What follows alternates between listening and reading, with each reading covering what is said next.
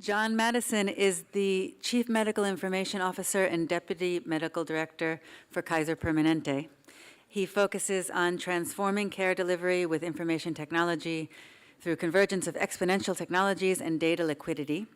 He led the design and implementation of the largest integrated electronic health record in the United States and leads various national programs, including virtual care.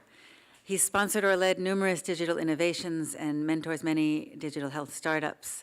The list of his accomplishments is way too long to list here. He's widely published and he's extremely thoughtful, and I'm very excited for his presentation today. So without further ado, John, thanks.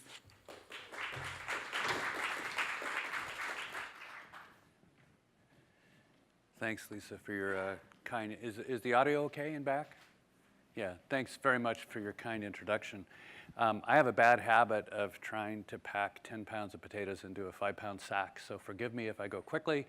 There'll be some very dense slides that I'd be happy to unpack at a break or at lunch if anybody wants to follow up on them.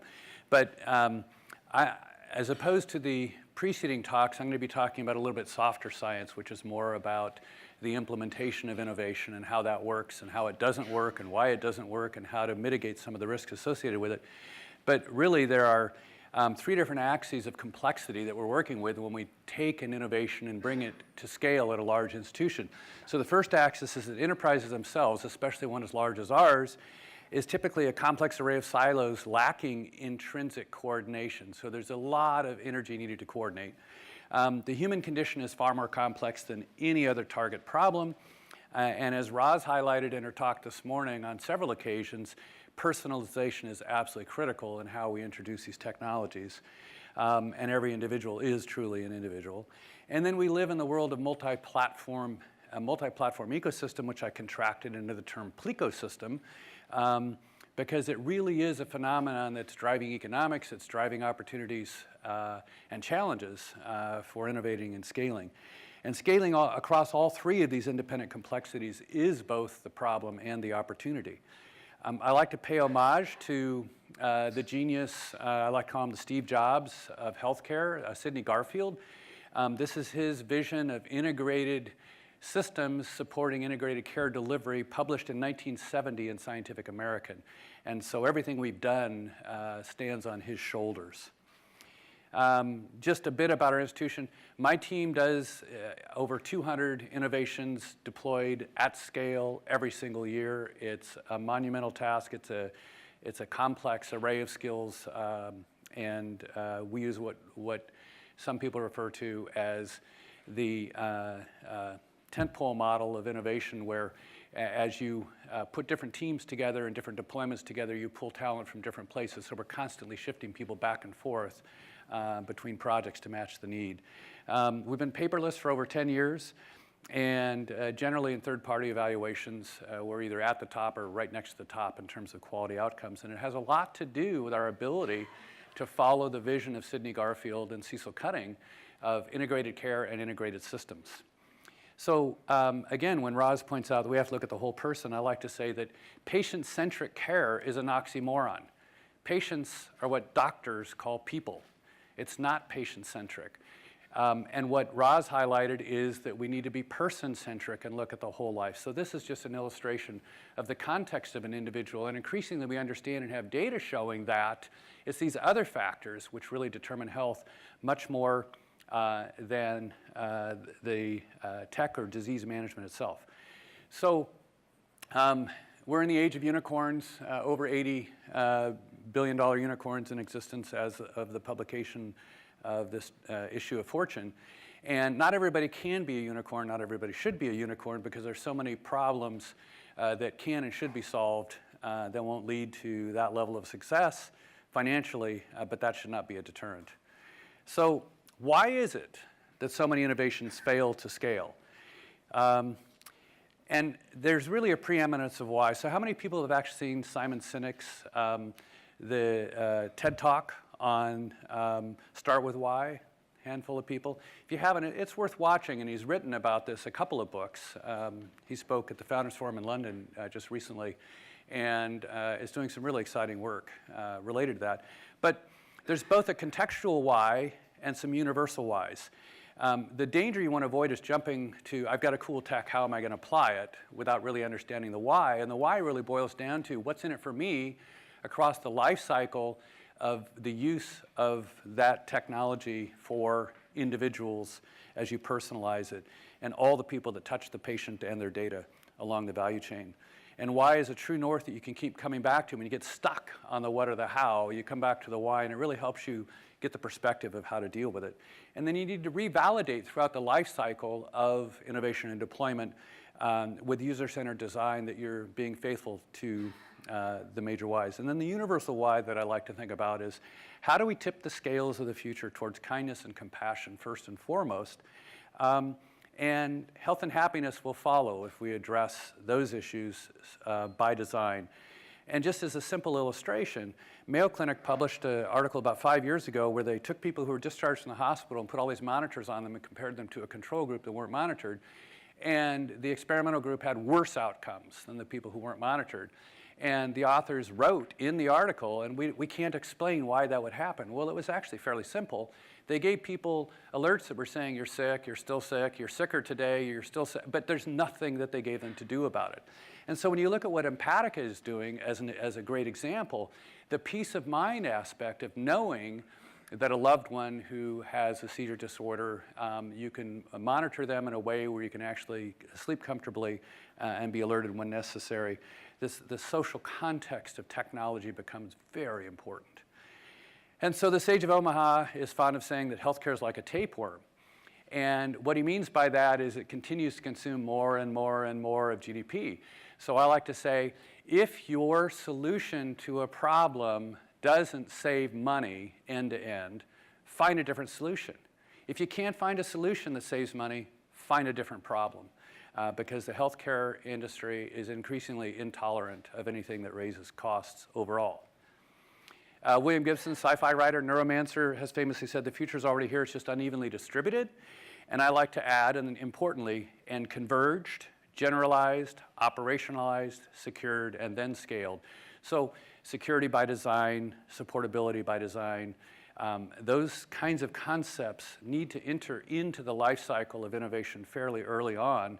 And I think we'll see a lot more convergence following that pathway. So this is a simple illustration of what I call the curse of the visionary. And a visionary is someone who can look at a technology and know exactly what's going to happen. But given this sort of exponential curve, the time between when you recognize the significance of an individual technology and when you realize full scalable implementation is really, really hard to predict. And as Niels Bohr, the physicist, famously said, predicting is really hard, especially when it's about the future. So as a particle physicist, that has a context that actually makes sense. He being the particle physicist, not me. So there's 6 forms of innovation that I like to think about at an enterprise level, and these are somewhat different. There's some overlap, but they're somewhat different than a direct-to-consumer kind of model that a Google or a Facebook may be implementing, because the complexities I mentioned about the enterprise. So the first is disruption through disintermediation of old jobs, old tools, old processes, with new ideas, tools, and processes. And common platforms really help in a huge way to be able to spread any of these innovations. Then there's incremental optimization of people, process, and technology, reducing friction. And we have a team called the Optimization Committee that includes our Chief Financial Officer, our Chief Quality Officer, our Chief Operations Officer, that monthly reviews all the requests for various types of innovation, which are far more than we can support given the size of our team. It's 500 people, but still there's a limit to how much they can do. And so every month we review the incomings with a rating scale to show where do we get the most value for money for our members. And it really is, in an integrated organization, it's really easy not to think about how do we get more revenue or how do we reduce costs, but how do we bring more value for money to our members at a holistic scale. Spread of local successes through hotspotting, identifying what's working somewhere and spreading it seems simple, really hard most of the time, unless you have common platforms. I was talking to somebody just at the break now about how I really love attending cross-vertical conferences, because you can do hotspotting cross-vertical and see how a particular technology is being used in one industry that you might not have ever thought of you doing that in healthcare, and bringing that same kind of paradigm into healthcare. Clay Christensen's famous business model innovation being the ultimate innovation. convergence of technology as innovation itself, and I'll give a couple examples of that, and then cultural transformation. So there's a lot of innovation in how you think about aligning incentives with the expected outcomes that you want to have from a particular innovation. So famously, Donald Trump said, "Who knew healthcare was so complicated?" This is literally a map of all the regulatory influence on healthcare. So it is that complicated. This is a picture, this is part of the challenge to innovating in an enterprise. Physicians really are overwhelmed. Notice the physician has 10 hands doing 10 things in what we call a max-packed encounter. And notice that not one hand is touching the patient, which is really a problem. 50% of primary care physicians are burned out today. And we have confused patients because they go to Google, they come in with 3 different conflicting reports and say, help, or they come in with one report and say, this is what I want you to do, and it may not be backed by science. I like to think of the era we're living in right now as AI 3.0. So the technology, neural nets have been around a long time. Why is machine learning really just taking off now? And I like to think of it as just the high availability of low-cost digital exhaust. And I like to think of that as the inversion of the Big Bang. So the Big Bang 14 billion years ago, all matter and all energy was concentrated in a single point in space and time. And since then, it's been expanding at an accelerated rate. And if you think of what's happening with digital data exhaust as a data substrate for training machine learning tools, we have the exact inverse, where all data and knowledge is converging on a single point in space and time at an accelerating rate. Perfect inverse of the Big Bang.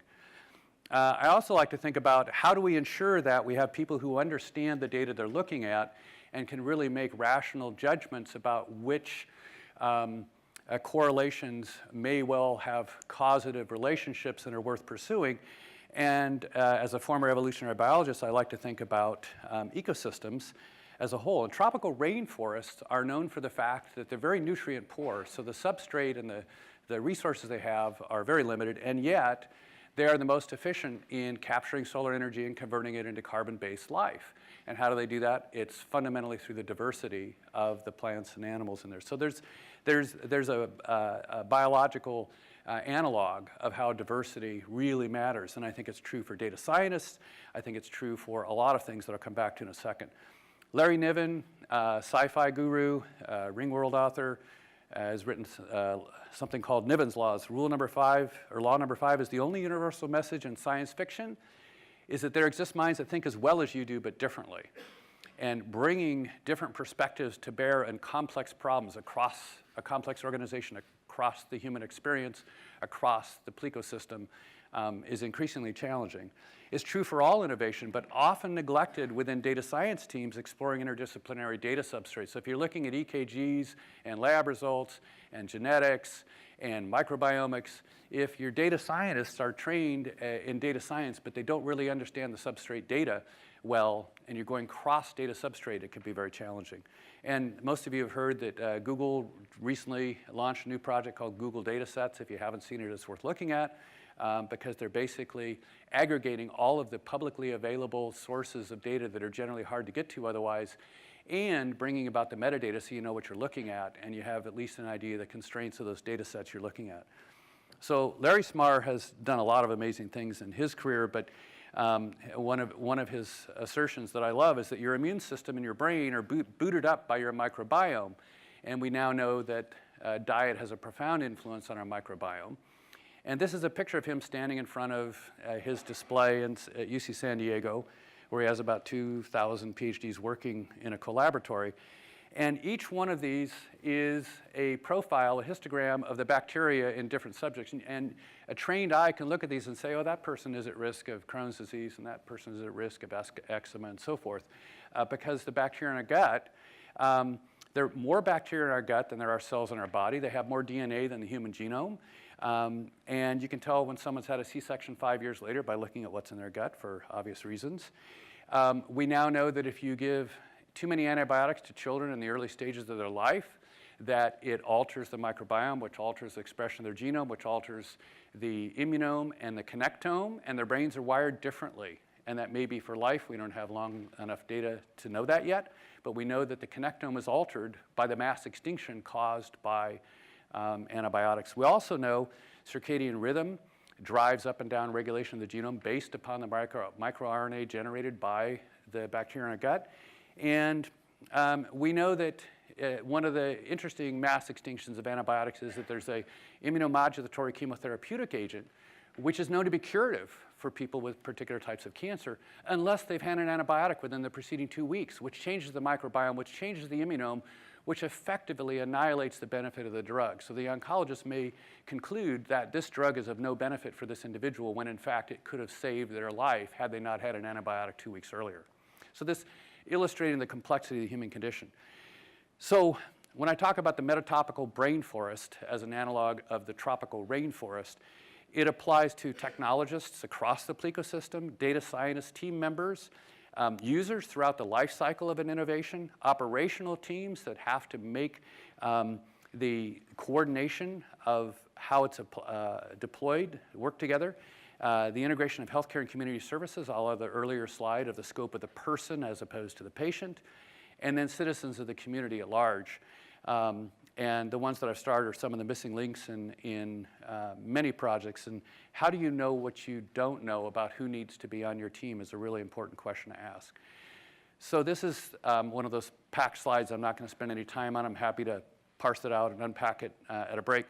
But these are the types of platforms that I see in this multi-platform ecosystem. And many of these are open source. Most of them are exponential. And the interaction and convergence in them is really profound. 5 principles of the ecosystem: exponential growth, synergy and convergence, data liquidity, person centricity, and open source communities and open APIs tend to accelerate the opportunities for innovation. This is a fairly famous slide, and what it illustrates is that only 10% of improving health and impacting the risk of premature death is related to the health care we give. The 20% of GDP achieves a 10% of health benefit. It's these other things, but individual behavior and social environmental factors, in addition to genetics, are profoundly underestimated historically, and people are starting to wake up today about how to incorporate that in their design. Blue zones, how many people have read Blue Zones or heard of Blue Zones? So Dan Buettner, amazing guy, did this study years ago, looked at the places in the planet with the longest lifespan, longest health span, and these are they, and found these commonalities: diet, exercise, sleep, and social health. And again, Roz highlighted this in her talk this morning. There was a great study done at Carnegie Mellon where they exposed 400 students to a standardized dose of a virus. Then they looked at their Facebook timeline and a questionnaire, including how many hugs have you had in the last 2 weeks. And it turns out that even though they were looking at resilience to a virus, those who had had more hugs, you would think they would be at higher risk, right? Those who had had more hugs were less likely to get sick, and if they did, they were likely to be less sick than others. And the thing that's really fascinating about that, to me, is that it wasn't just having a social support network, it was having an active social support network that would work you through any stress. So the level of stress that you were under at the time was more than offset by the quality of the social support structure that you have.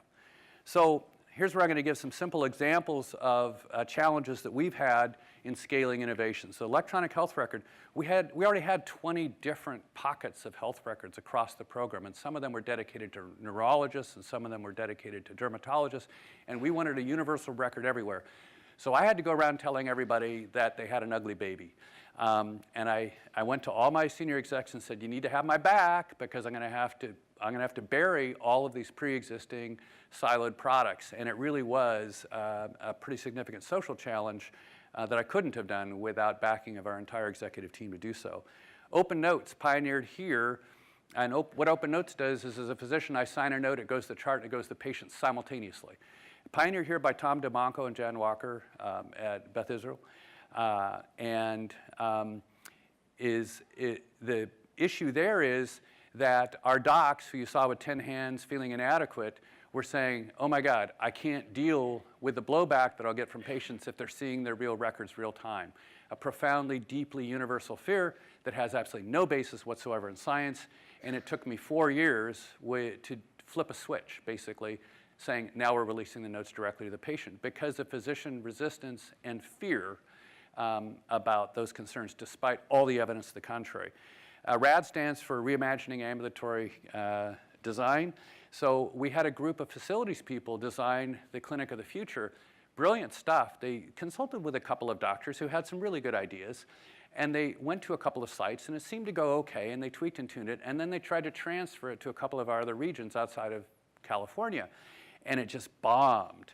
And so something I call the second site phenomenon. You can't assume that if your first site goes well that the second and third sites will go well, because there are always nuances that differentiate the workflow and the design and the cultural approach. Fourth is video visits, just how the technology is actually the easy part, but how you stage and schedule and do hot transfers and triage to the right level of care, whether it's a chat session, a video visit, a telephone visit, call 911. How do we have intelligent routing built into the system? And again, machine learning is going to play a huge role in personalizing everything we know about this individual, what they're asking us about today, and what is the appropriate communication modality. And that mixed with another source of evidence-based practice about their personal preferences. So we don't want to give them their personal preference if there's evidence that it's inadequate or overkill for a particular problem. The one other I'll mention on this slide, or maybe two more, is remote monitoring. And again, Roz highlighted the prevalence of depression and the fact that by the year 2030, it may be the major cause of mortality. In diabetes, 50% of all diabetics who are out of control because they're depressed and they're undiagnosed or undertreated for their depression and they're just not motivated. And so trying to use digital technology and remote monitoring and perfect algorithms to improve their care is like banging your head against the wall until you actually address the underlying depression. And again, getting back to the whole person. And when you address that, you want to know why are they depressed in the first place rather than just handing out an SSRI. The other one I'll mention is viral triage. So today, when there's a flu epidemic, people may come in with two or three different strains of flu. There may be a respiratory syncytial virus, God knows what else. And they're all coughing on each other while their immune systems are compromised by the virus that they came in with. What we want to do is move that all upstream. Nanobiosim here in Boston has a product called GeneRadar, which can do PCR and define what the virus is, and hopefully soon be able to also give you an antibiogram of what that particular virus may be susceptible to as an antiviral antibiotic, so that we can move that out of the clinic upstream, ultimately into a consumer device to avoid the cost and the risk to the patient of acquiring new viruses when they're already sick. I'm working on a project in San Diego. There's already been several in Rwanda, Switzerland, Puerto Rico using medical drones. And this is just a list of some of the entities that are involved in how we take medical drones and build out a open source, vendor agnostic infrastructure and architecture for medical drones so that we can layer on more and more and more use cases over time. We're starting with blood banking because perishability of blood is a big problem, and it's really expensive to have each hospital have a bank of blood. So one of the things I did in the past is a life flight helicopter physician. So I envision a day soon where we'll have someone we pick up in a helicopter off the freeway who has a rare blood type, and we notify the blood bank, and in the middle of the worst traffic of the day, we can have their blood type blood delivered to the emergency room before the helicopter lands at that emergency room. That's just one example of a use case, but there are many more. And there's huge cost savings in doing it that way. So dilemmas in operationalizing machine learning successes, and there are many. That we have a problem of acute and chronic pilotitis in my institution. At one point, we identified 571 concurrent digital health pilots ongoing that were not informed by our platform architecture and strategy, and not one of them went to scale, and yet we still do scale 200 innovations at least on an annual basis. So one of my mantras is simplify or die in the era of cybersecurity. We cannot keep expanding the attack surface for cybersecurity. So again, having common platforms really matters. Duke is about to publish a paper. I've seen their presentation on one of their first impactful machine learning algorithms. And developing the algorithms was relatively simple, but it took them $200,000 of effort to operationalize it so that it fit into the workflow.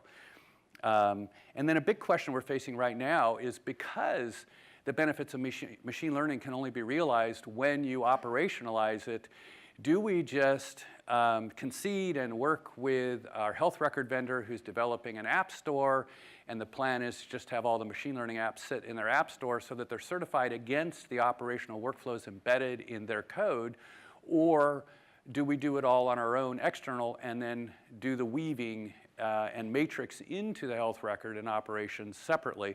And it's going to be a combination of both, but it's a really fundamental question about how to introduce machine learning into healthcare today. So key issues and opportunities. I'm running out of time, so I'm going to have to skip a few slides here. But making sure incentive models are aligned. We need to be thinking about the predictive value of what we're seeing in terms of machine learning and data so that we can generalize sensitivity and specificity. You take 100 people in this room and do blood samples, and 7 of you, we could detect one leukemic cell because our immune system is constantly taking them out of circulation, and it's not really a disease. It's just part of the process of cell growth, and only occasionally, in that sense, results in a treatable leukemia. So the key biomarkers become very interesting, and Lee Hood has really pioneered the notion that we need to have much more of a systems biology approach to thinking about what's important and what's not. We need lots of data to find out what those biomarkers are, but ultimately there will be fewer and fewer things we need to look at.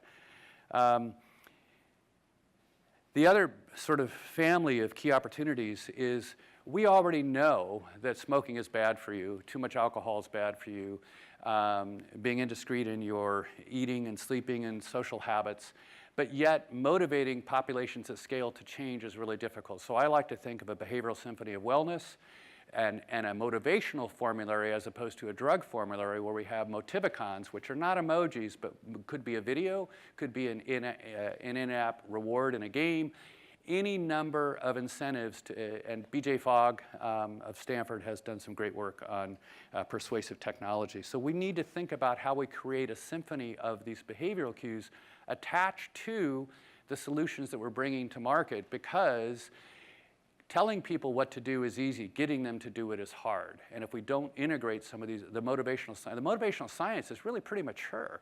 Its application in healthcare is on ground zero. I mean, it's just we're barely scratching the surface.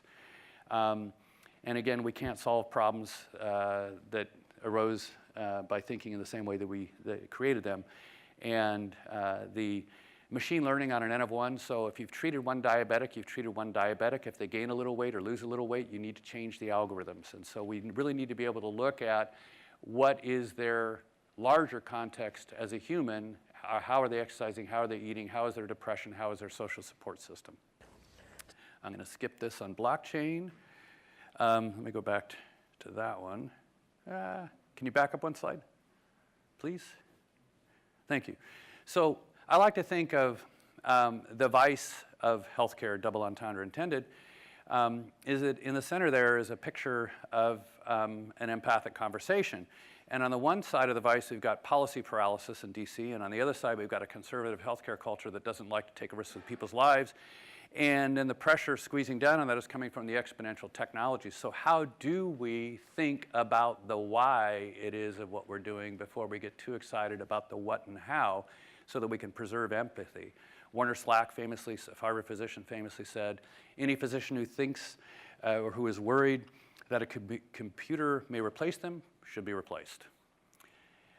Restoring empathy in the digital world. I talked about the behavioral symphony of wellness, empathic listening. We need to go from digital nannies that say you're sick, you're sicker, you're sicker, to those that give you the kind of feedback that allow you to do something to develop mindfulness. So ultimately, the goal should be that they rely less and less on the device and the data and more on being mindful about doing the things that avoid the kinds of data streams that predict bad outcomes. And we need to focus a lot more on children, because our health habits and our behavioral habits that affect our health are really acquired in childhood. So we need to redirect a lot of resources to the pediatric population. And I am over time, so I'm just going to give this last example. So neighbor across the street indeed went into emergency room with a fever of 103 and a rash, and sat there for 2 hours with other people coughing on her. And really, the parents were exasperated, and they took her home without ever being seen. The next day, her fever was 105. The rash was worse. She was getting listless. They took her in again. They waited 2 hours. Everybody coughed all over them with their different viruses. Again, they came home in despair, and their child was never seen by a doctor. Not our hospital, but another hospital in San Diego. And so when you think about it, in the future, all the technology exists to do the following scenario. And that is a home-based PCR device that will tell you exactly what virus she has, if there's an antiviral that's effective, look at her personal pharmacogenome, define what dose and route and frequency need to be given, send that to the physician. The physician checks a box, the order goes off to the pharmacy delivers the drug to the doorstep of the individual, and lo and behold, Lucy is much happier having had the convergence of those technologies to address her current problem. So my major points are that there are lots of complexities that need to be addressed throughout the life cycle, that why should be the predominant question, the true north of guiding work. Collaboration across teams is really critical. And then ultimately, in an era where we're seeing polarization and social inequality, this motto that's hanging in Health and Human Services in Washington by Hubert Humphrey says, it's been said that the moral test of government is how that government treats those who are in the dawn of life, the children, those who are in the twilight of life, the elderly, and those who are in the shadows of life, the sick, the needy, and the handicapped. And to the extent that we are driving technology, we need to ask these why questions and embed it throughout the life cycle. And not only is it more motivating for your entire team to know that the goal is not to get more data, the goal is not to get more sales, the goal is to improve the condition of humanity at scale. And I think that it's increasingly possible converging the multiple exponential technologies across the ecosystem. Thank you very much.